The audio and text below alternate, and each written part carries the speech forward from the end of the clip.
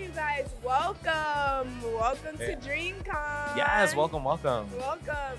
My name's Imani. I am player 3 of L.A.N Party, and I have with me, joining me here, is Vandel. Yes. Vandel is a manga artist that hails from New York. Where in New York? I'm from Brooklyn.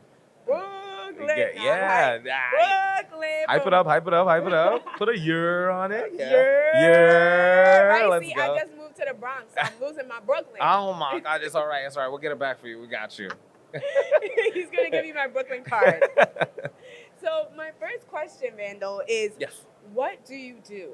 Oh, so I'm a manga artist and writer. So I create different various types of manga. I do fan art. Generally an artist, but I love writing as well, and I've been doing it for the past 3 years. I've been working on developing my craft. I've created 3 different stories, 2 short stories, and then the beginning of a series. One's called Note, the other's called Besieger, and then we also have Infinity Love as well. Wow. So can you give a little summary about what your mangas is about, perhaps? Okay, I got this. I've got this down to 90 seconds, so here we go. So Note starts on D-Day, which stands for Debtor's Day. It's kind of like, taxes, tax day, where you have to pay your debt to a tyrannical government. But if you don't, you lose your soul. It's kind of like what we were talking about earlier. Yeah. See, it all comes back. Yeah. So the main character's tired of this happening and wants to get everyone out of debt, but first wants to get himself out of debt. So he saves up his money over many years, but one day before D-Day happens, all of his funds vanish. Wow. So he has one night to figure out what happened so he can get himself out of debt, everyone out of debt, and stop D-Day from happening. Wow. So were you inspired? We were talking a little bit earlier about gentrification in Brooklyn, New York. Were you inspired by gentrification that's going on? Yeah, so the book was made in 2020, literally in the summer of the pandemic when we were home, because I made it for the Shonen Jump contest. So it's part of that. Like, everyone's going through economic strife, and I feel like it's very relatable, and it plays into what I wanted to do for the story. I mean, there's a whole lore back to how all these 3 books come together, but this book came around because of a drawing that I did that was inspired by money. And also, I just think that everyone has that trouble. You think about the bills that you have to pay next. You think about tax day when it has to come up. All of those things are pertinent. And what are those things that you do when you're trying to navigate life and figure out how it is you are getting the money that you need to survive, but the ways in which you may lose your soul on that way? Oh, wow. I love it. Very relatable. Yeah. As someone living in New York, very relatable. Yes. My next question is, why manga and not comics? So, manga. I've always loved manga ever since I went to Blockbuster and picked up my first Shonen Jump. I picked it up, I read Naruto, and then I was just off of it. I couldn't stop reading. I would just love flipping all of the pages, and it was one of the ways that I found an outlet to actually read, because I wasn't the biggest fan of books growing up, but that really got me into reading and wanting to write. And then we couple that with anime. The first day I'll never forget, my mom got cable, and I saw Dragon Ball Z on the TV for the first time, and that was a wrap too. I wanted to make my own stories because I really envy the creators who are able to make their own, and I wanted to be just like them. Yeah. No, I like it. It's exciting, and I think it's a beautiful thing because I think we're starting to have a lot of Black comic books come out and Black comic artists. Yeah. But we don't have any Black manga artists, so I like it. It's exciting. And you know what? I find it interesting because I feel like the sphere is growing. There are more creators that are coming up in this area, which makes it more diverse, makes it more interesting. And I think as we couple our own culture with the ideas of anime, there will be something even more that people haven't even tapped into yet. It's there. It's just sleeping, waiting to almost like a beast, ready to just come out. It's just, you just got to keep beating on the drum, and eventually the sound will keep coming. Out of curiosity, in your personal life, do you like comics though in general? Do you also read comics, or are you just not? You're just a manga guy? I'm more of a manga guy. I used to read the New 52 for Miles Morales and The Flash. Well, New 52 is more of The Flash, and then Miles Morales was his own thing because it's Marvel DC. But the New 52, because I really liked The Flash, so I read it for a little bit. But I'm definitely more of a manga person in general. Okay, I got it. Yeah, it tracks. So my next question is, What are the challenges of being a manga artist? And then also, what are the challenges of being a black manga artist? Okay, I feel like there's a lot. Just being a manga artist in general, especially when you're also running your business, because generally a mangaka's job is just to draw. They wake up, they draw, they make their panels, they spend their time, they put like hours, many hours into that craft. And when you couple that with all the other things that you have to do, it can take away from that as well. But just being a mangaka of myself is creating the ideas, making sure the characters are interesting, making sure the character designs are interesting, making sure the story flows. Like, I'm all about flow. If the story doesn't flow and it doesn't work, then I feel like the person reading it won't enjoy it. And if I can at least enjoy it and see like where it's going, then I think it can be better. But also people give you feedback, and I think that's very important as well. Then it's like, even after you just get past the idea phase, because a lot of people can get into just making things. Like, you can come up with like a million ideas, but I think the one thing that'll differentiate you from that is the execution. Like, that's literally, once you have the idea and you have the plan set out, what do? Then you have to sit down and draw. Like with the first book, Note, right?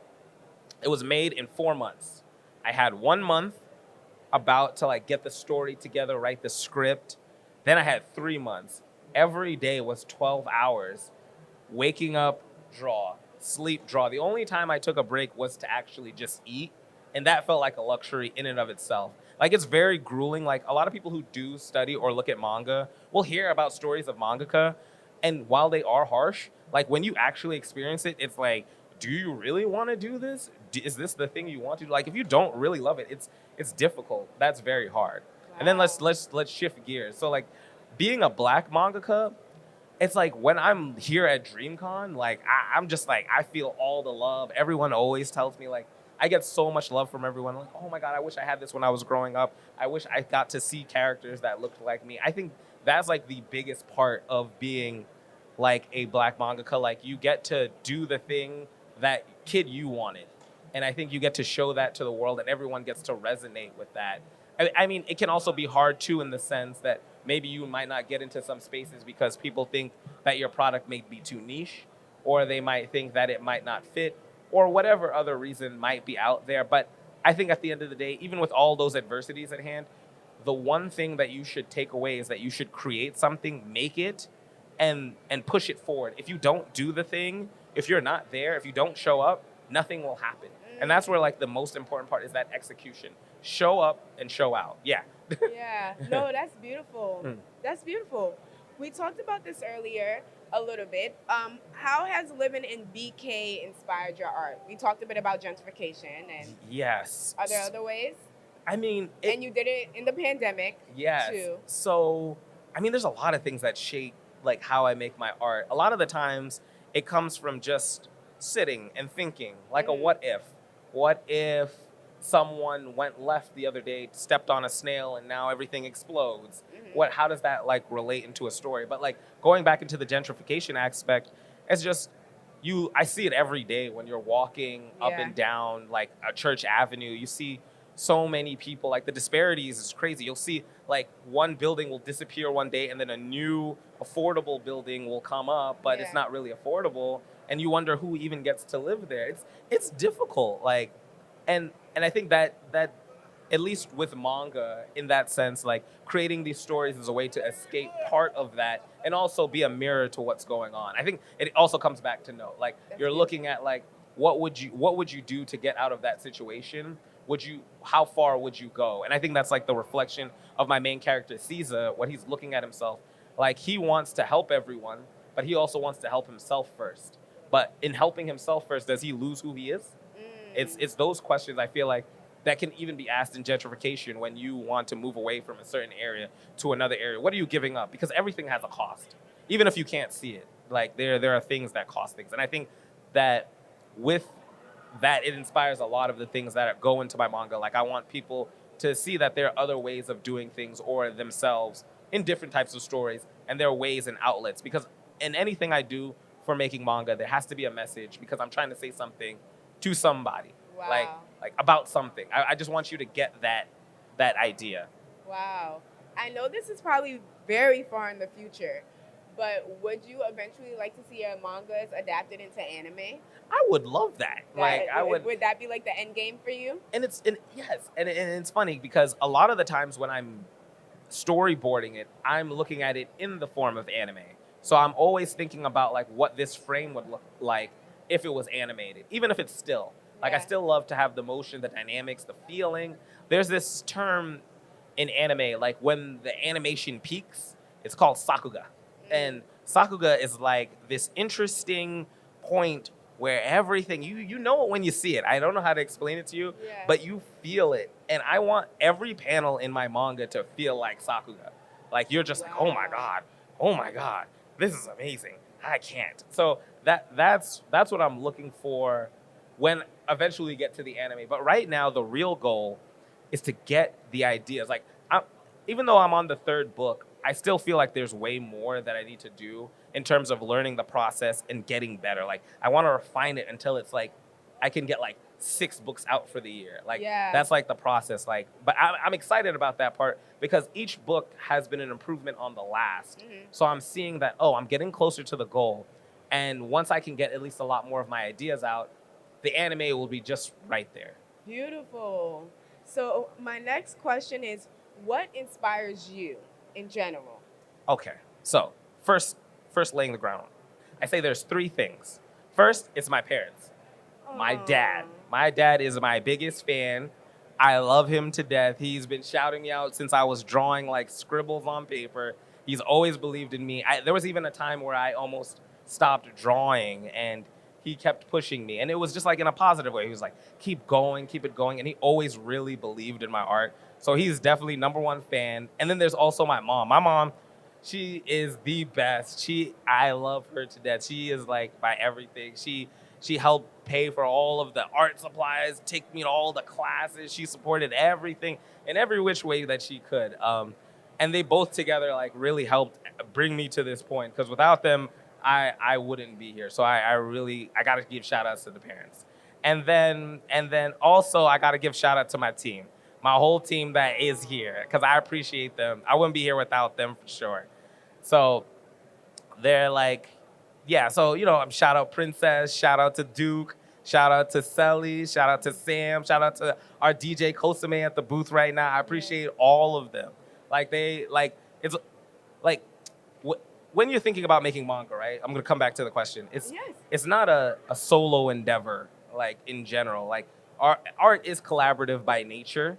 And so in that, you want to make sure that you have like people who support you, not just in like, they give you good wishes, but like they're there. They show up every day. Like my team shows up to like all of my shows. They're there when I'm not there. They're helping me sell. Because the other thing is it's a business too, right? You have to make money, and making money is part of the process so you're able to draw. So with having a really good team or a lot of support, it really helps push. I didn't even talk about that yet. Having a really good support system will help push you further. And having that one person to just really believe in you, or a group of people to really push your dream through, will just make the dream real, like Dreamcon. Okay, I just had to bring it back to Dreamcon. Yeah, no, beautiful. So coming back to the second point of what else inspires me, it's everything you see here, right?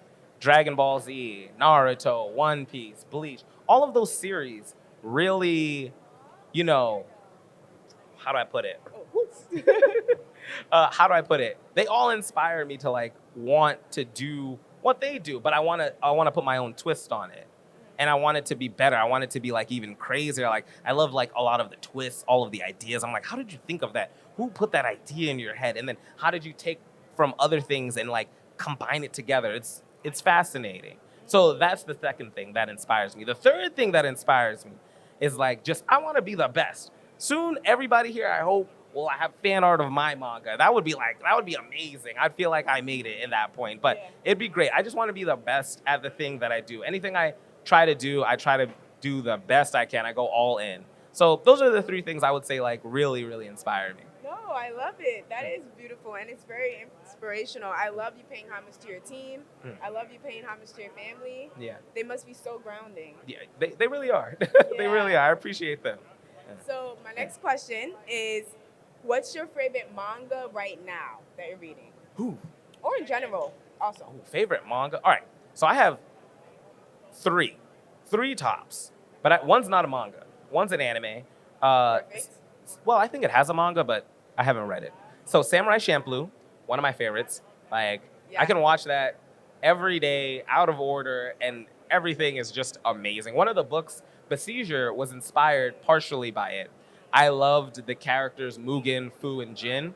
They all, just like the way they just go about life, inspired a lot of the characters in that book, Besiege, because it's a group of just three students trying to figure out like a mystery, and they go like on day-to-day adventures. So that's like the idea I had when creating that. Second, I really love Kuroko no Basket. So that is like one of my favorite, like it is the most amazing thing like I have watched. I have watched it, my jaw has dropped. All of the characters are great. Like it's crazy. Like it's basketball with like superpowers. And it's funny enough, that's the next project I'm gonna be working on. It's going to be a 3 versus 3 basketball manga. Think of like And One meets like Goku, something like that, like a mix of that. And I love sports anime. It's so inspiring. Really, what's your favorite? Oh gosh, I like I like 3. Oh, you quiet. No, and I love to swim. So when I used to swim a lot, I used to like pretend that I was like swimming with them in competition with them, like, you know. Yeah, and Yuri on Ice. I love too. And I think that's the nice thing about sports anime or just manga in general, because it teaches you something. And if it does a really good job, it's gonna make you want to do it. Like after I watched Kuroko, I thought I could go play basketball. I thought I was LeBron James. So I got some basketball sneakers. I went to my YMCA and I was like, oh, this is real. I'm not LeBron James. I'm not. But I love that. I love that. And then the third one, Full Metal Alchemist Brotherhood. Wow. That is like what I would say is like one of the most perfect anime. I don't feel like any of the characters are wasted. It's well written. The theme ties black into the plot. It's cyclical. It's cyclical in the way that it is cyclical in its own message. It just does everything really well and succinctly. I have never seen something that does it like that. I don't know. And it was part of like the inspiration for like making Note. I wanted to try and get to that level of like succinctnicity. I'm making up that word, but like being very succinct in telling your story, using your characters, and not having anything left on the table. Those are like my favorite right now. Now, a manga that I'm really interested, that I've just been having fun reading, is Jujutsu Kaisen. The manga has been just like mind-blowing. Yes, the anime is crazy, but the manga is even crazier. Yeah, Gojo knows. Gojo knows. That's definitely one. And then I've also been reading My Hero. My Hero is another one that like I've just been really enjoying for the most part. But those are the two that I've been really just reading for the most part. All right, thank you. Mm-hmm. And so my final question is that we are here at Dreamcon. Yes. And so I wanted to know, do you have 2 roses and 1 thorn? Yes. So I have for the roses. So yesterday I did a panel on how to make making manga for dummies. And it was my first panel ever. It was really, really fun. I got to actually, help people or talk with people a little bit about like making manga. I think that's something I found that I really love. I didn't know I like talking about it. I talk about it a little bit on my YouTube channel about how to make manga, but I've never actually talked in person with people and to see like their reactions.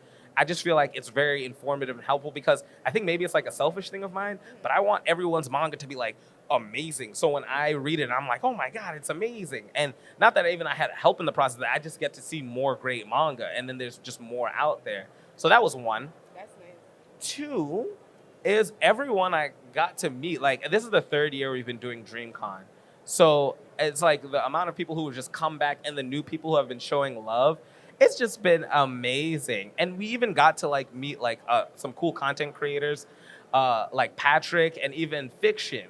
Wow. Yeah, they stopped by the table. It was crazy. It was amazing. Like, and I don't know. I feel like it's like the energy of Dreamcon. Like anything can happen. Like if you believe it and dream it, it will happen. Yeah. Yeah. That is energy. That's beautiful. Yeah. So I think it's like, I think that's really impactful just on me. Like, there's sometimes in your head where you have like doubts about like what you're going to do. And then, or you thought like, I want to do X thing. And then the thing, like it surpasses like your wildest dreams. Like even if you dreamt like this was gonna be like this, you're past the clouds. And that's how I feel about like this show in general. Let's see. Now let's go to the thorn. I don't think there's any thorns about this show. Like I really love the show. It's well run. Everyone's really nice. Everyone's great. I think it's just personally, just like I want to be able to bring more, but I can't.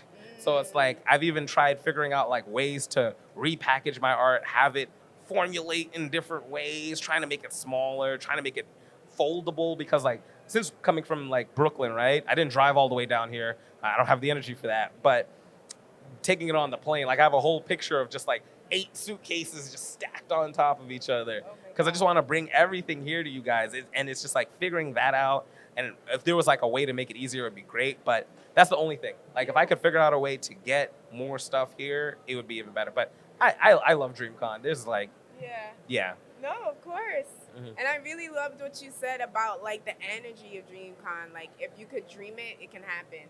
Yeah. It's so inspiring. So what do you have anything in the works, anything coming up, or even other conventions that you might be at where people could find you? Yeah, so next week, actually, I will be at Otakon in DC. So if you want to catch me there, I'll be in the Artist Alley. After that, the next convention we'll be at is at Anime NYC. Oh, back in New York. Yeah, back in New York, hometown, baby. Yeah. So if you want to catch me anywhere, you can catch me at Vandel Marchen, VANDELMARCHEN on Twitter, Instagram, YouTube, TikTok, anywhere at Vandel Marchen. All right. Thank you guys. That's our show. Please follow Vandel. And of course, you can follow L.A.N Party at L.A.N Party on Twitter. X. On X, Instagram, and YouTube. Thank you so much for joining us. Yeah, thank you for having me. All right. And we're out. Thank you guys. Bye. Bye.